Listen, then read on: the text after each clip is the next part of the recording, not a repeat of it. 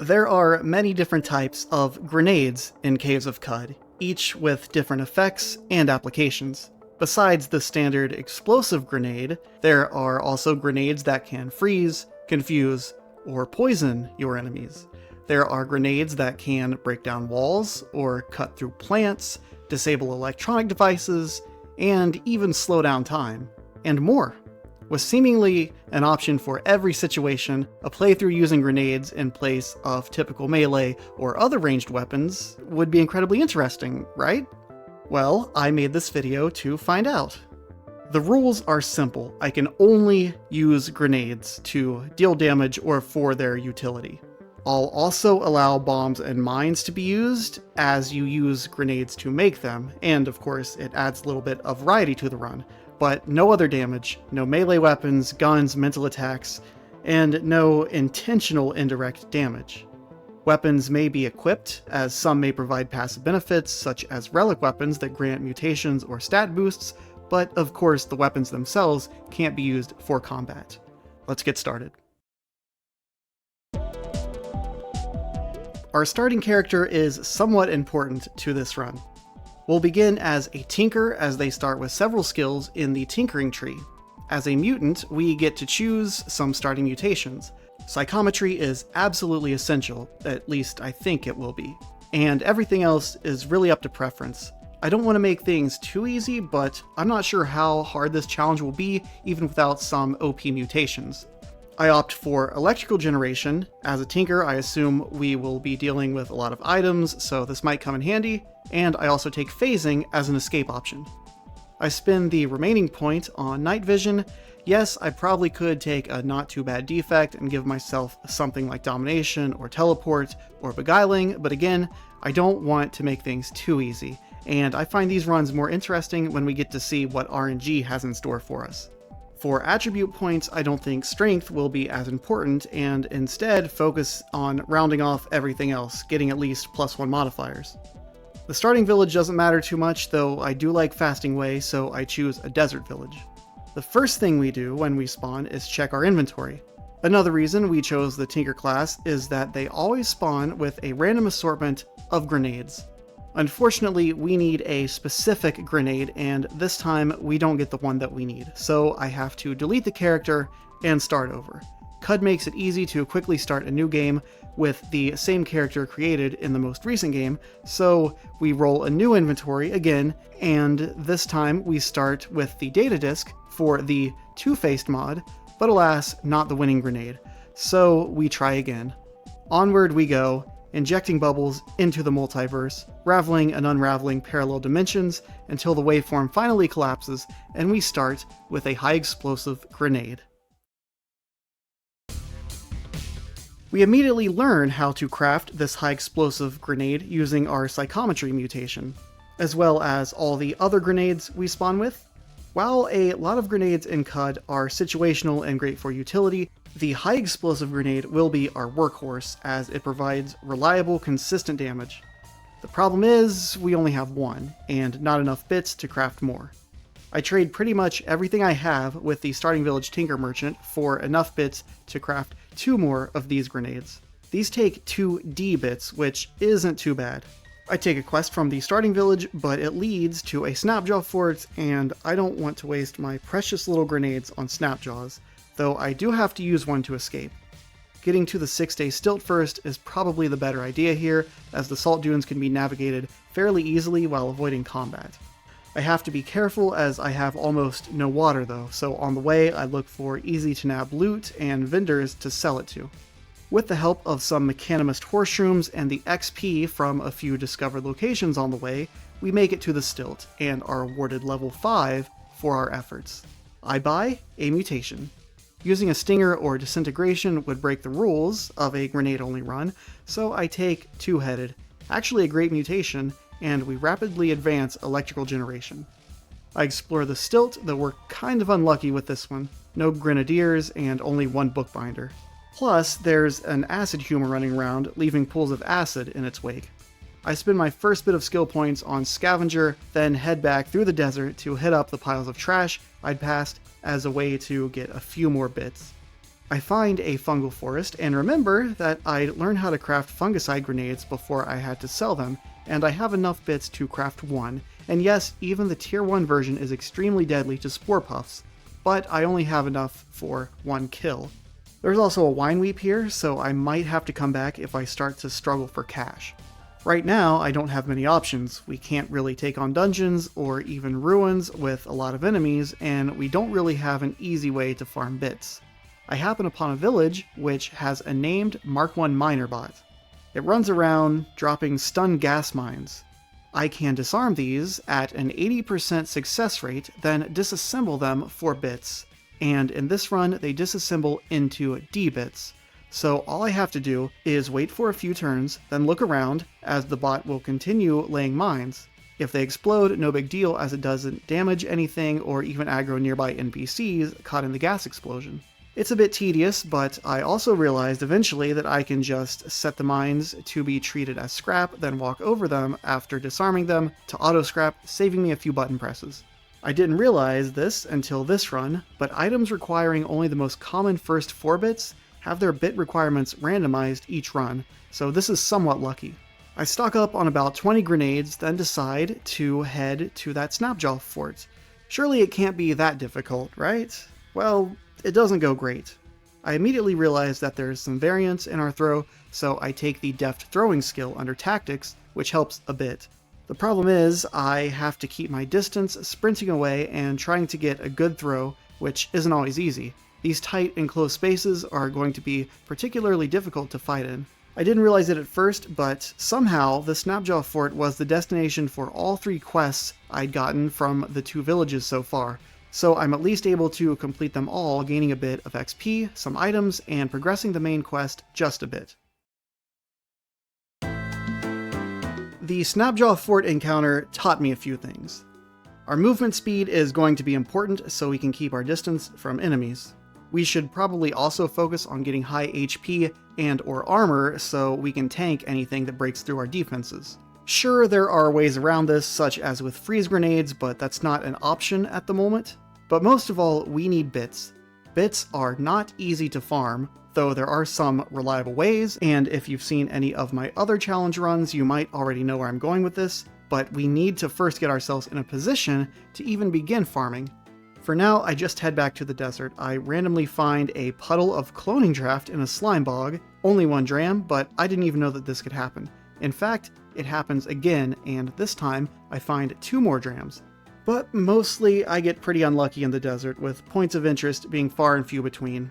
Much of my time is spent running from enemies whilst trying to conserve grenades. I have to make sure to keep myself not famished, which I'm usually pretty bad about, but if I don't, my quickness suffers and I can't outrun most enemies. I somehow make it to level 9, so I head back to town and turn in my 1 piece of Reshef lore and the few books I'd found, and that's enough to make it to level 10. It's time to roll for a new mutation, and we get some excellent choices. Teleport and Clairvoyance make an excellent combo, but since we can only choose one right now, I take Teleport for the escape utility, and it will probably help with keeping distance from our grenade blast radius. I also have some skill points to spend, so I go ahead and just take Salt Dunes lore. It's not extremely useful, but since we're not spending points on weapon skills, I also crack into the shield tree. Not sure how much shield helps against our own explosions though. I head back to the village to farm a bit of bits, randomly decided to water bond with the village leader, and they actually can teach me Snake Oiler. Not exactly game changing, but nice that I don't have to spend skill points or find consortium rep for it. I'm also able to come up with a slightly more efficient method of farming the mines, but it's still a slow process. My plan now is just comb the desert on the overworld map until we get a ruin pop up, then pop in and hope that we don't have to spend too many grenades to see what we get. I am occasionally checking the vendors in villages that we found, and this pays off as one of the tinkers sells the Jacked Mod data disk. This may be our ticket to progression, but we're still a few int points from learning Tinkering 2, the skill required to learn that recipe. I also find Phase Conjugate, which could be useful down the line. I clean up another fight, and this time find a Starkraken disguise. I absolutely love disguises in CUD. They're somewhat rare and give a boost to rep with the associated faction, but I discovered that NPCs will also refer to you as what you're disguised as. Neat. I think I've had enough fun in the desert for now. I need levels, and getting it from enemies just isn't viable with how hard it is to farm bits. To give you an idea, probably the best source of XP right now are the brooding spore puffs found in fungal forests. They give 575 XP on kill, and though they can be taken out with a single Mark I fungicide grenade, I've only found enough bits to craft 6 of them. I take out as many as I can, actually wasting a grenade due to bad throw variance and gas spread RNG. And it's not even enough to get me to the next level. Not even if I had found 2 close enough together for a double kill, which is rare. I head back to the stilt with just enough books to get to level 12, and the +1 I get to all attributes might make the next task a bit easier. I'm also able to buy a mutation with the point I'd gotten from the only Eater's Nectar Injector I've found so far, and once again 2 of the 3 choices would break the grenades only rule, and I'd maybe consider taking Burgeoning for the rep if I hadn't already learned Snake Oiler, so more toughness and sprint time it is. 2 heads and 2 hearts. Now the plan. First, I need at least 1 Love Injector, which I can easily acquire from the apothecary at the 6-day stilt. Next, I need to go to Kyakukia. I take hills, canyons, and jungle lore, as getting lost in these confined spaces surrounded by tons of enemies is, as you might expect, not ideal for this build. Once in Kyakukia, I check in with the mayor. Nuntu teaches cooking and gathering, but I don't want to take all the rep loss, so I spend even more SP to learn the skill myself. We can, however, buy plump mushrooms from this guy, dirt cheap. Next, we head back to the stilt. I now preserve the mushrooms and the love and cook with both of them. We can get a few different effects from the resulting meal, but for now we just get Beguile, which is all we need. I beguile the bookbinder we saw earlier and take him to an empty adjacent tile. I carefully take out his followers to make things a little cleaner, then make 3 clones of him using the cloning draft that I'd found. I somehow get them all to line up, literally the hardest thing to do in CUD, then wait for the beguile effect to wear off, and then take a few laps around the desert. Coming back a few days later, they all have a fresh inventory of books, and I can once again cook with love and mushrooms to get Beguile. Finally, I simply beguile the main bookbinder, which also makes his clones followers, which means I can freely take all of their books. Now, this time, we get the trigger effect from the meal, which is whenever you eat a mushroom, you beguile a creature at rank 7 or 8. So all we have to do is stand in front of whatever we want to beguile, eat one of our many pickled mushrooms that we got from Kyakukia, and we get a free, higher level beguile attempt. And because the plump mushrooms are so cheap and preserve into 10 pickled mushrooms apiece, we can try over and over again if it fails, which it still does sometimes at our low level. With this, I can go to town, literally, and bring over a few more vendors to the area. Even if I can't clone them, I can just get Beguile and not have to walk all over the stilt. It's not perfect, as if we want this trigger effect, we might have to roll through meals a few times, which costs congealed loves, which are far less free than mushrooms. But we also have a good chance at the lower level beguiling, which is fine too. But yeah, thanks to the commenter who let me know about this recipe. It's a fun alternative to my usual cooking with love only. You might also be wondering about proselytize. Well, proselytize is better if you have high ego, even at lower levels, while beguile is better if you have high levels. Overall, I think beguile is better in general, even at our low level. It's just enough to kickstart the process. After farming a bunch of books, we make it to level 21. I can buy 2 mutations, so I do. I can't really use any of them, so I take gas generation, but I'll never be able to activate it.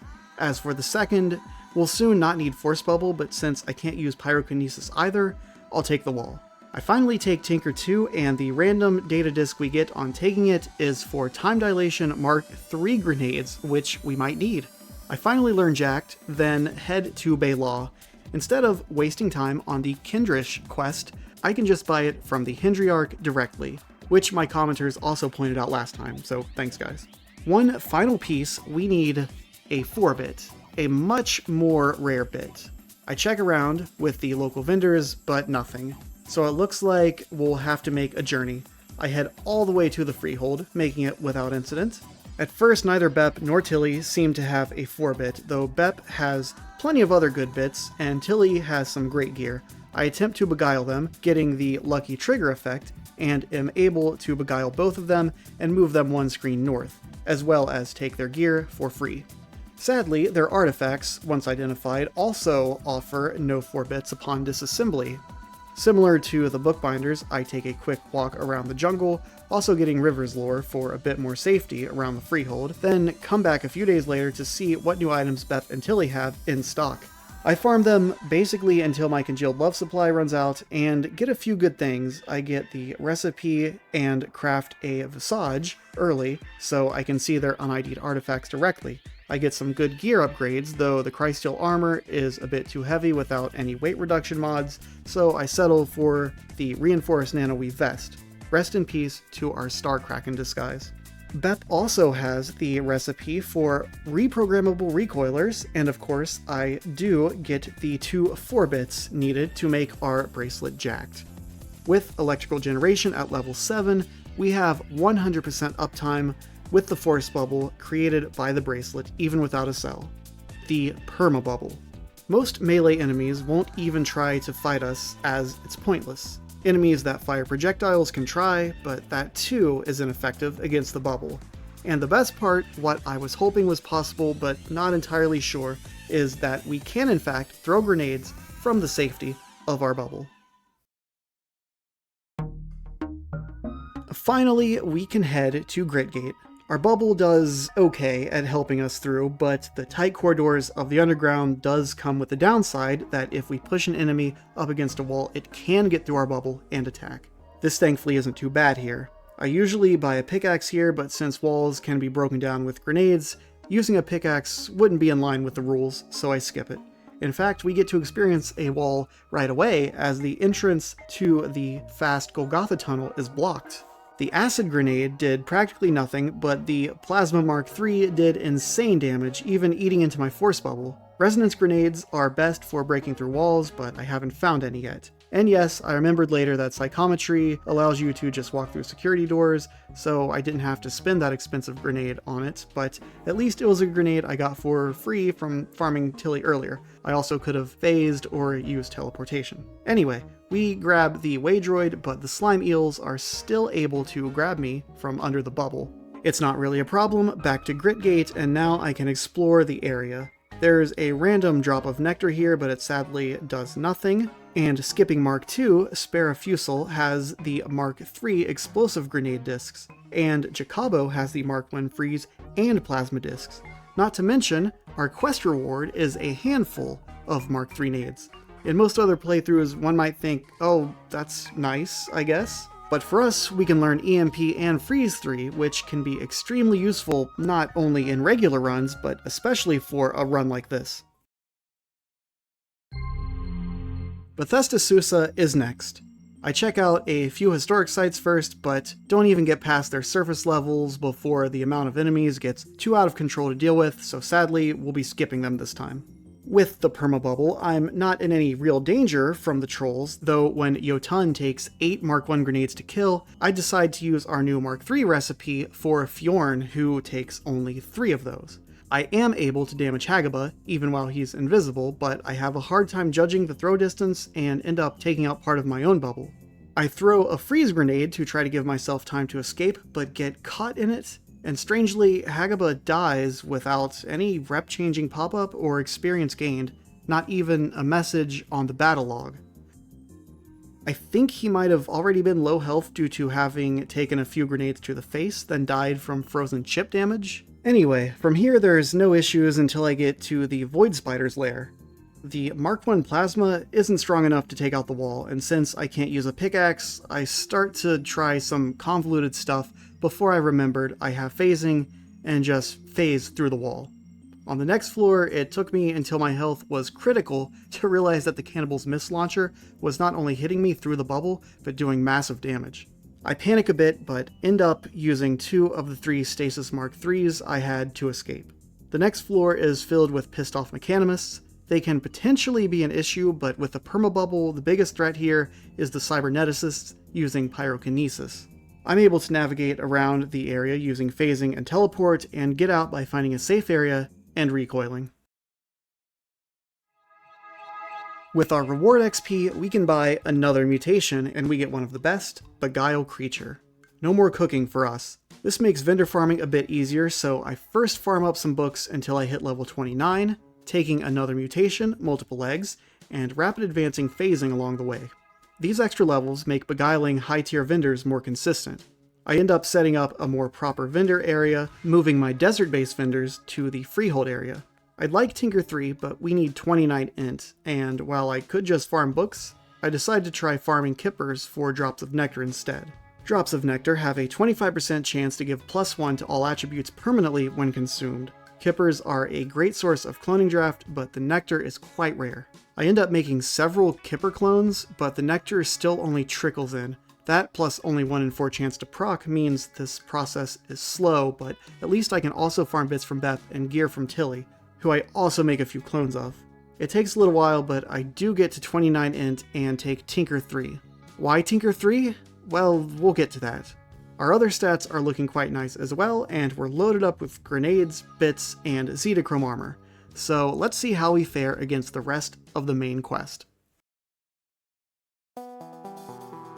For the Omen Porch Council, I try something different this time and decide to just kill Asphodel. The damage is slow, but it only takes 2 of the several Mark III defoliant grenades that Tilly gave me.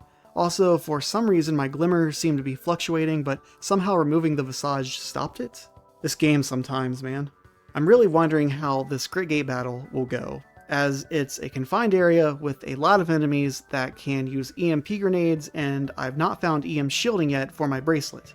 I get the idea to set up mines, as the radar shows they'll all spawn in the same area, but this doesn't go as well as I thought.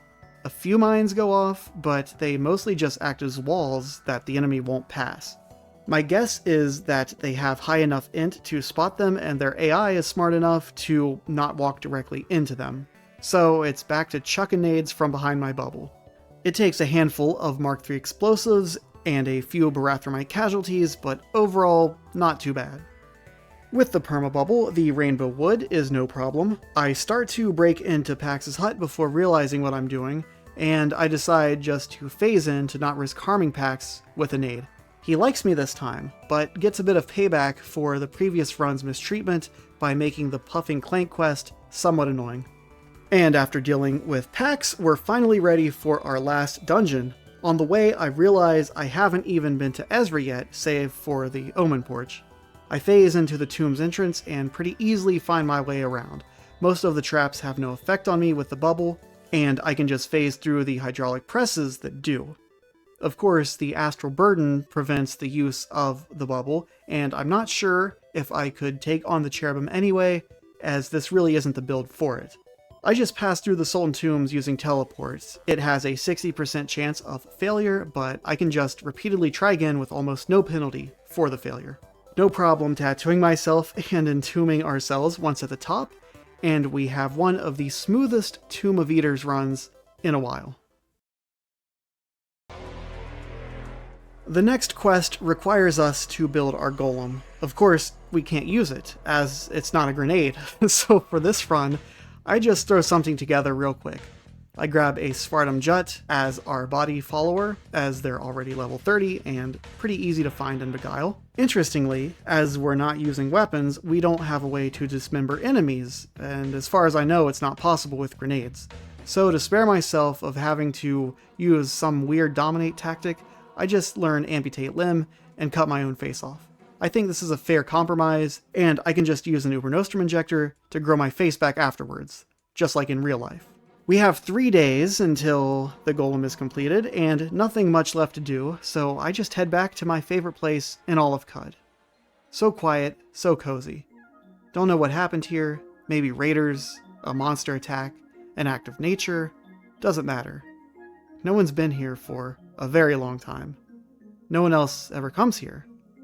After a few days of rest and gathering our thoughts, we return to Gritgate, meet our new golem, scoop up Barathrum, and head to Ezra for the final battle. Before entering, I have the golem stay behind. I decided to have a little fun with this battle. It wouldn't be a grenade run without the use of the handy nuke. This is the main reason I wanted to get that Tinker 3 and farmed all those drops of nectar. I have plenty of bits, so I craft 10 of these things, then made them all to be phase conjugate. What this means is if I throw it while phased, it will phase back in right before it explodes, meaning I won't take any damage as I'll still be phased. So I walk into the spindle grounds, bubble up, phase out, toss the nuke, and yeah, it does a lot of damage. And yes, there might be some friendlies caught in the explosion, but I really don't care at this point. I don't see another commander for several screens. You would think that the force bubble makes getting around easier, but the red dakas, the trees, can actually stop me and prevent me from moving whilst attacking me. Thankfully, I can just teleport away, but the area is tedious and laggy as always. Next, I find the mecha, and it's no problem to take out with the handy nuke. It does take out our bubble, which I guess makes sense, as it's us that's phased and not it. We encounter these holograms, which can actually bypass the bubble, and they follow you off screen, so I have to take out their phylactery squires, worst enemy in the game. The third commander falls quickly to a nuke to the face as well. I do take a little damage from their grenades, and some of their laser weapons actually seem to bypass the bubble as well. I get EMP'd a few times, but I just teleport away until I can bring it back up. Really would have been nice to find EMP shielding. It's kind of funny, I missed one of the commanders and had to backtrack a few zones to find him, but even funnier is I completely missed the Gersh and had to do another lap around the entire perimeter to find it.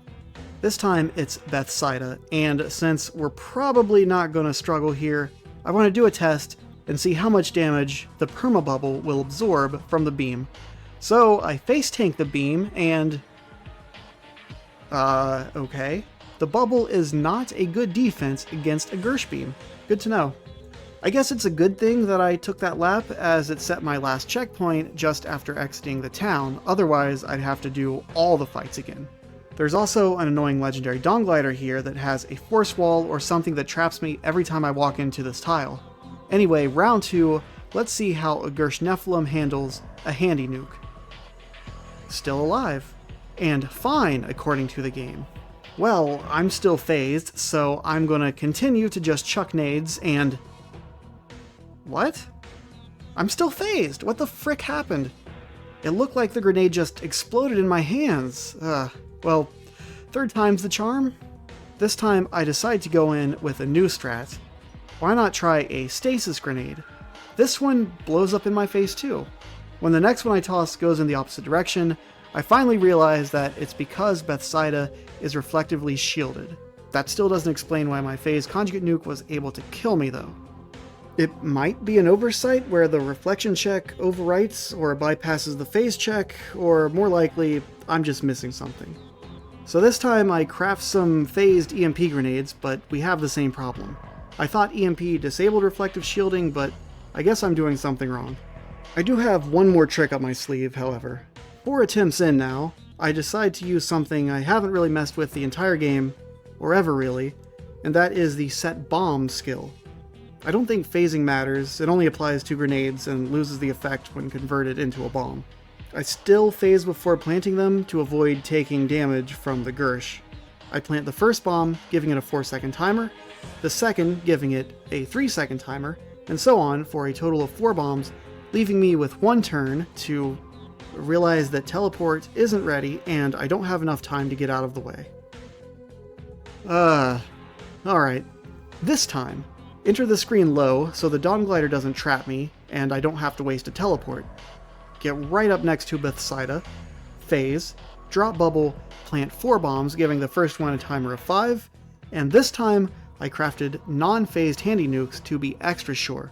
Last one placed, teleport as far away as possible, wait 1 turn, and... finally, the Gersh Nephilim is dead, the quest is done, and let's not talk about the Yonder Cane I had on me that I totally forgot about.